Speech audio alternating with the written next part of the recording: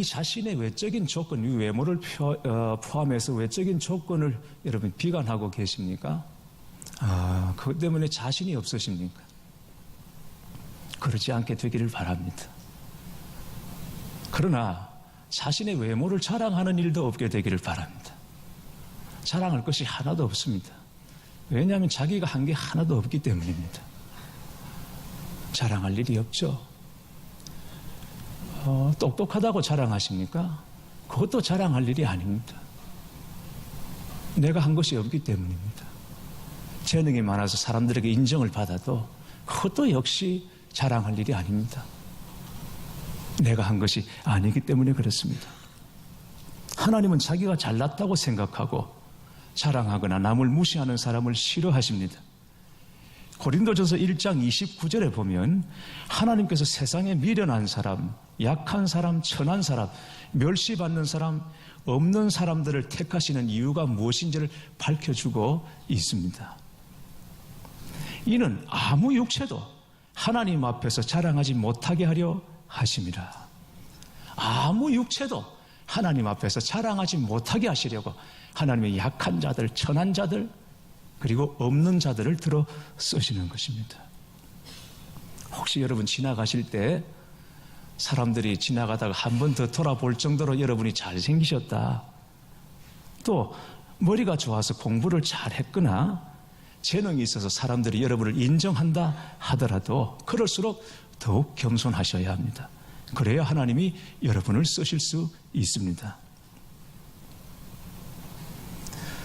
야곱은 라헬을 아내로 얻기 위해서 무려 14년 종살이를 했습니다. 이유가 무엇이겠습니까? 이유는 오직 하나, 얼굴이 예뻤기 때문입니다. 라헬이 마음이 고왔다라든지 관계가 아주 좋았다라든지 이런 얘기 하나도 없고 오직 성경에 라헬이 예뻤다는 얘기 하나 있습니다. 그 예쁜 여자를 자기 아내로 삼기 위해서 무려 14년간 종살이를 했습니다. 그런데 첫날 밤에 신부가 바뀝니다. 아침에 일어나 보니 라헬이 아니라 언니 레아였습니다. 장인 라반이 큰딸 걱정에 신부를 바꿔버린 겁니다. 작은 딸 라헬은 그냥 놔둬도 남자들이 좋아하니까 시집 알아서 좋은 데 갈 건데, 그런데 이 큰딸 레아는 총이 없고 인물이 이렇게 돋보이지가 않아요. 인물이 좋지 않아요. 이러다가 내 딸 영영 시집 못 보내겠구나, 그렇게 생각하고는 첫날 밤에 언니와 동생을 바꾸어 버렸습니다. 아침에 일어나니까 난리가 나버린 것입니다. 그렇게 해서 레아가 야곱의 아내가 되었지만은 야곱의 마음은 여전히 라헬뿐입니다. 그러니까 시집은 가도 천덕꾸러기 신세를 면치 못했던 것입니다. 어쩌면 레아는 아버지 라반의 욕심의 희생양일 수도 있습니다. 레아가 야곱을 남편으로 원했는지 여부에 대해서는 모르겠습니다. 진짜 레아도 야곱하고 결혼하고 싶었는지 잘 모르겠습니다. 그러나 어쨌든 야곱은 레아를 조금도 사랑하지 않았다는 것입니다. 그런데 그런 레아가 아이를 갖습니다. 비록 남편의 사랑은 받지 못했지만 하나님이 그를 긍휼히 여기시고 태를 여셔서 아들 넷을 주신 것입니다. 첫 번째 아들을 낳고는 이름을 르우벤이라고 짓습니다. 르우벤은 보라, 아들이다 라는 뜻입니다. 너무너무 기뻤습니다. 아들을 낳았는데 그 아들을 낳고는 너무 기뻤어요. 그래서 보라, 아들이다, 이런 뜻으로 르우벤이라고 이름을 지은 것입니다. 아들을 낳았으니 남편 야곱이 비로소 나를 좋아하게 될 것이다, 내게 관심을 가지게 될 것이다, 이런 기대를 가지고 르우벤이라고 이름을 지었습니다. 그러나 현실은 아니었습니다. 여전히 야곱은 레아를 사랑하지 않습니다. 레아가 또다시 임신해서 둘째 아들을 낳았습니다. 레아가 남편에게 사랑받지 못하는 것을 하나님이 보시고 또 아들을 주셨다, 그렇게 믿었습니다. 그래서 아들 이름을 듣다라는 뜻의 시므온입니다. 하나님이 내 탄식과 내 소원을 들으셨다, 나의 이 안타까움을 하나님께서 듣고 보셨다, 그래서 아들을 주셨다, 시므온인 것입니다. 그러나 아들을 둘씩이나 낳았음에도 불구하고 야곱은 여전히 레아에게 마음이 없습니다. 세 번째 또 아이를 갖습니다. 이번에는 레아의 마음이 사뭇 비장한 느낌마저 듭니다. 34절을 보시겠습니다. 34절 말씀. 그가 또 임신하여 아들을 낳고 이르되 보라 그에게 아들을 낳았으니 내 남편이 지금부터 나와 연합하리로다. 그래서 이름을 레위라고 지었습니다. 셋째 아들의 이름입니다. 레위라는 이름은 연합된 자라는 뜻입니다. 그녀는 레아는 셋째 아들을 낳음으로 비로소 남편과 연합이 되고 하나가 될 수 있을 것이라 믿었던 것입니다. 왜?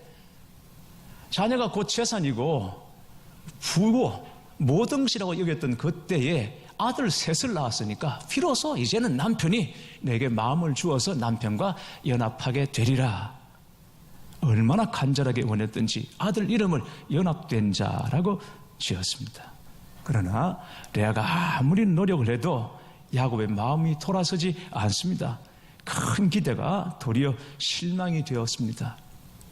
레아의 가슴에는 상처와 한이 자꾸만 쌓여갑니다. 여러분, 요즘 민심이 얼마나 무서운지를 우리가 실감하고 있지 않습니까? 기대했는데 그 기대와 다른 일이 벌어졌을 때 사람들은 실망을 넘어서 분노하게 되는 것입니다. 레아의 마음이 그랬을 것입니다. 다 축복받는 결혼을 한 것은 아니지만 그러나 아들을 낳고 살다 보면 남편의 마음이 바뀌고 돌아설 것이라고 생각했고 그리고 나름대로 최선을 다했습니다. 그런데 아무리 노력해도 소용이 없습니다. 야곱의 마음은 돌아서지를 않고 그럴수록 더더욱 라헬에게로 기울어지고 있습니다. 기대가 변하여 실망이 됐고 그 실망을 넘어서 분노에 이르게 되었습니다. 그런 가운데 또 넷째 아들이 태어났습니다. 이 아들의 이름이 유다입니다. 유다를 낳고 난 다음에 레아는 출산이 멈추었습니다.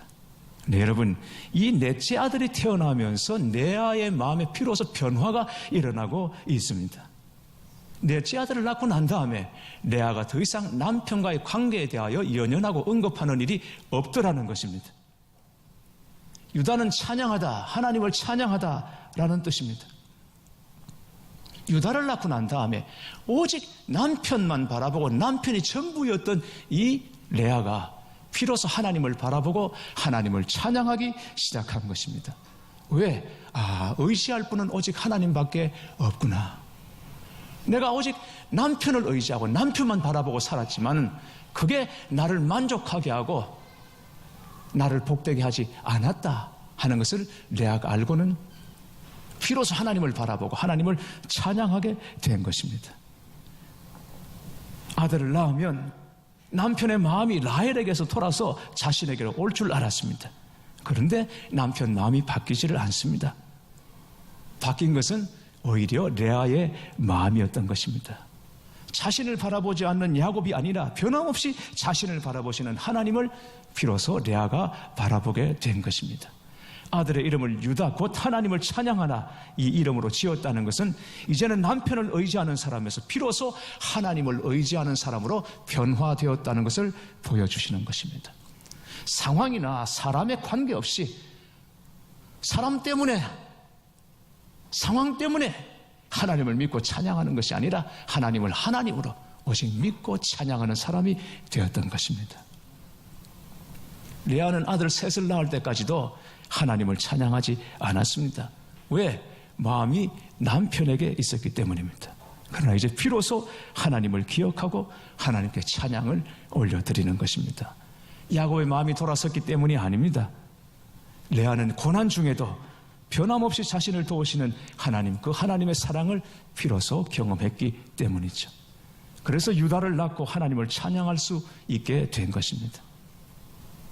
이 말씀을 드릴 때 이제는 남편에 대해서 마음을 다 내려놓고 남편에 대해서 뭘 기대하는 것을 다 단념하고 이제 남편이라는 존재는 그저 소 닭보듯 해야 되는 그런 존재이구나. 여러분 그렇게 생각하지는 않으시겠죠? 여기서 남편은 여러 가지 의미로 이해할 수 있겠습니다만 한마디로 말하면 세상을 의미하는 것입니다. 세상의 물질이라든지 세상의 성공이라든지 세상적인 관계라든지 세상적인 인간관계, 사랑, 인간적인 사랑, 이런 것들을 우리가 붙잡고 살아가면, 그걸 얻으면 행복할 줄 알지만 그러나 그걸 온전히 얻을 수도 없고, 설령 그걸 얻는다 하더라도 그것 때문에 행복해지지는 않는다는 것이죠. 잠깐일 뿐이지 그게 영원한 행복은 아니고, 그걸 기대하고 살았던 것이 오히려 그 기대가 산산조각 나게 된다는 것입니다. 큰 기대가 도리어 더 큰 실망으로 돌아오는 것입니다. 자기 자신에 대해서 실망하게 되고, 자녀들에 대해 실망하게 되고, 가족에 대해 실망하게 되고, 돈에 대해서, 사랑하는 사람에 대해서 실망하게 되는 것입니다. 그것은 진정으로 우리에게 기쁨을 줄 수 있는 것이 아니라는 것이죠. 어떤 사람이 아파트에 살아보는 것이 소원이었습니다. 아파트에 살면 얼마나 좋을까. 왜냐하면 TV 광고를 하는데 유명한 배우가 나와서 아파트 베란다에서 커피를 마시는 이 장면이 나오는데 그게 그렇게 좋아 보이더래요. 나도 아파트에 살면 베란다에 나가서 커피를 타서 마셔보면 얼마나 좋을까. 그 여유 있는 시간, 분위기 있는 시간, 그 눈앞에 펼쳐지는 광경들을 보면서 커피 향을 음미하는 일은 얼마나 행복할까. 그래서 아파트에 이사를 가고 싶었습니다. 소원이었어요. 꿈에 그리던 소원이 이루어져서 아파트로 이사를 가게 됐습니다. 가서 짐을 풀자마자 커피를 타서 베란다로 나갔습니다. 커피를 마시는데 얼마나 행복한지, 마치 구름 위에 떠 있는 기분이었습니다. 그 광경을 보는 것도 그렇고, 그 커피 향을 맡은 것도 그렇고, 무엇보다 그 분위기가 너무 좋았습니다. 마치 그 광고의 주인공이 된 것 같은 그런 느낌이 들었습니다. 그래서 다음 날도 베란다에 나가서 커피를 마시고, 그 다음 날도 베란다에 나가서 커피를 마시고. 얼마 동안 그랬을 것 같습니까, 여러분? 네? 얼마 동안 그랬을 것 같습니까? 며칠 동안 그렇게 베란다에 나가서 커피를 마셔보니까 한 3, 4일 지나니까 맛도 없고 재미도 없고, 그래서 베란다를 나가지 않았습니다. 그 추운 데로 왜 나갑니까? 안 나간 것이죠. 우리는 꼭 가졌으면 하고, 이걸 가지면 행복이 주어질 거라고 생각하는 그것들, 설령 우리가 그걸 다 갖는다 하더라도 그게 우리에게 진정한 만족과 기쁨과 행복을 줄 수는 없다라는 것입니다. 우리가 이 세상에 얻는 것들이 잠시의 기쁨에 불과하다는 것을 깨닫는 것이 지혜인 것입니다. 혹시 여러분 하나님보다 더 사랑하고 집착하는 것이 여러분 안에 없는지를 한번 살펴보시기를 바랍니다. 세상에서 영원히 누릴 수 있는 것은 아무것도 없습니다. 그것이 우리를 잠시 기쁘게 할 수는 있지만 얼마 안 가서 다 사라져버릴 것들에 불과한 것입니다. 그러므로 우리는 영원하신 하나님께로 우리의 마음을 두고 영원한 것을 붙잡기 위해 세상의 것들을 내려놓고 포기할 수도 있어야 하는 것입니다. 짐 엘리엇 선교사가 말했습니다. 영원한 것을 위해 영원하지 않는 것들을 포기하는 것은 결코 어리석은 일이 아니다 그랬습니다. 믿으시기를 축원합니다. 사람들은 교회에 나오면 매인다고 말합니다. 성도들도 교회에 너무 매이지 않기를 원하고 있죠. 나오면 너무 매인다고 생각합니다. 자, 그래서 여러분, 세상에 나가면 자유할 것 같습니까? 이 교회, 이 공간에 매이지 않고 저 넓은 세상에 나가면 여러분 자유할 것 같습니까? 넓은 세상에 나가 살지만 자유한 것이 아니라 마귀가 사람들을 코너로 몰아넣습니다. 그래서 죄에 몰리고 음란에 몰리고 술에 몰리고 우울함에 몰리고 허무에 몰리고 결국 여러분 하나님을 떠나면 다 몰립니다. 자유가 아닌 것입니다. 자유할 것 같지만 그렇지가 않다는 것입니다. 교회 여러분, 여러분의 시선이 지금 어디로 향하고 있는지, 어디에 고정되어 있는지 살펴보십시오. 하나님입니까? 아니면 세상입니까? 우리가 만약 하나님이 아닌 다른 세상을 바라본다면 우리 입에서 나올 수 있는 것은 광야의 이스라엘 백성들처럼 원망, 불평, 이런 것들밖에 없을 것입니다. 그러나 우리가 오직 한 분 하나님을 바라보고 하나님을 의지한다면 빌립보 감옥에서도 찬미하고 기도했던 바울과 실라처럼 하나님을 찬양하게 될 줄 믿습니다. 답이 없는 것 같고 답답한 것 같아도 하나님만 바라보고 하나님만 의지하며 사는 것이 진짜 복입니다. 야곱의 아들이 모두 12입니다. 그런데 12를 보면 그 중요한 일을 했던 아들들은 보면 다 레아의 태를 통해서 나온 아들들입니다. 야곱은 라헬을 사랑했죠. 야곱뿐 아니라 아마 보는 사람들마다 레아를 보고 그랬습니다. 야, 너는 어찌 그렇게 예쁘냐? 너는 어떻게 하는 짓마다 그렇게 예쁘냐? 아마 그런 소리를 들었을 것입니다. 너는 어찌 그렇게 영리하냐? 어떻게 그렇게 재주가 많아? 아마 그랬을 것입니다.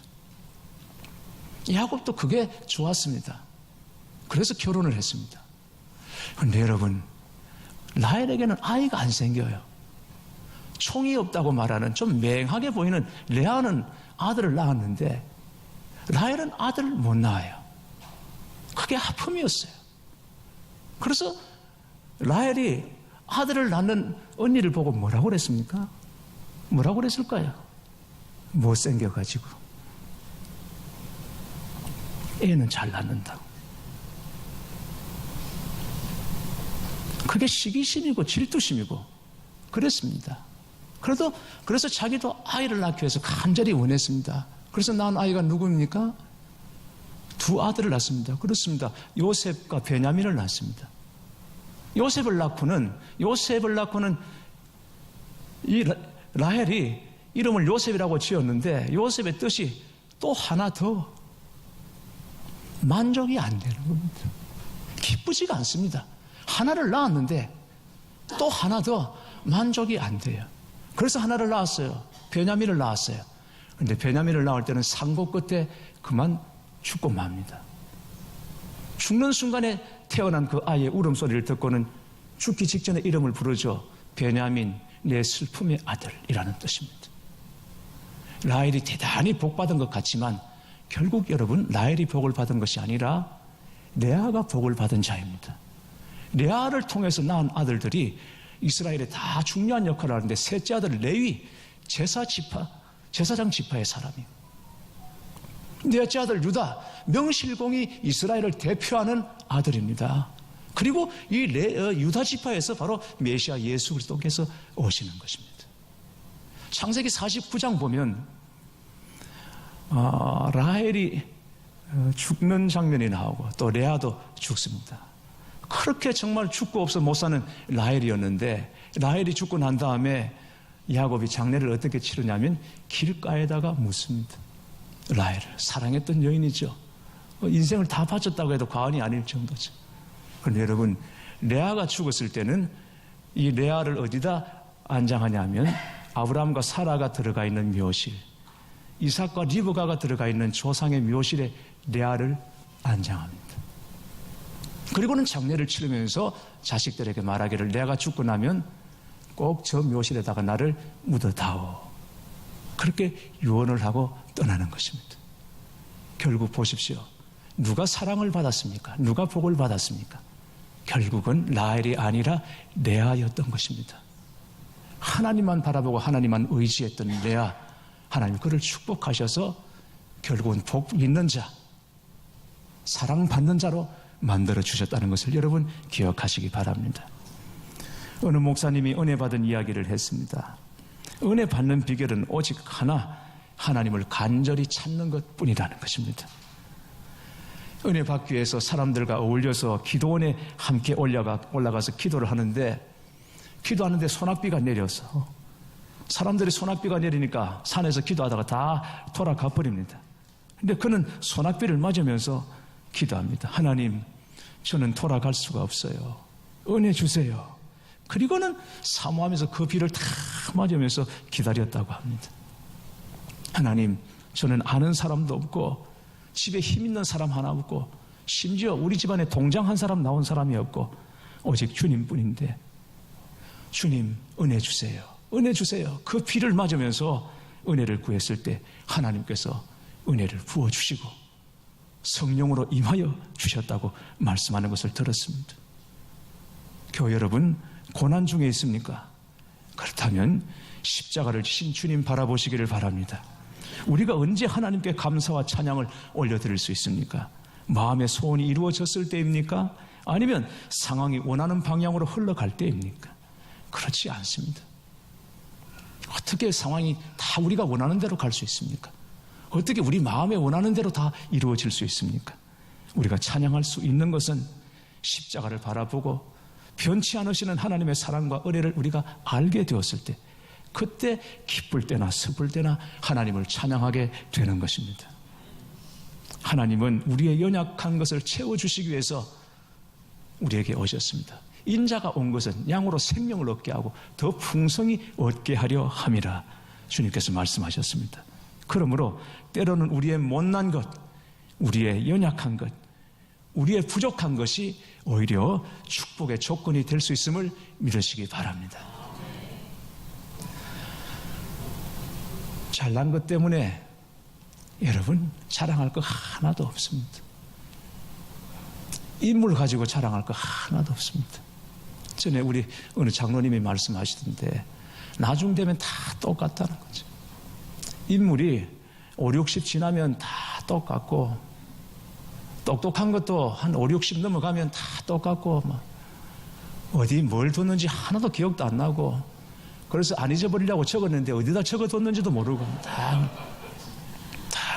그러니까 그것 자랑할 것이 하나도, 나중 되면 다 똑같다. 다 평준화가 돼요. 하나님 공평하신 겁니다. 인물도 마찬가지입니다.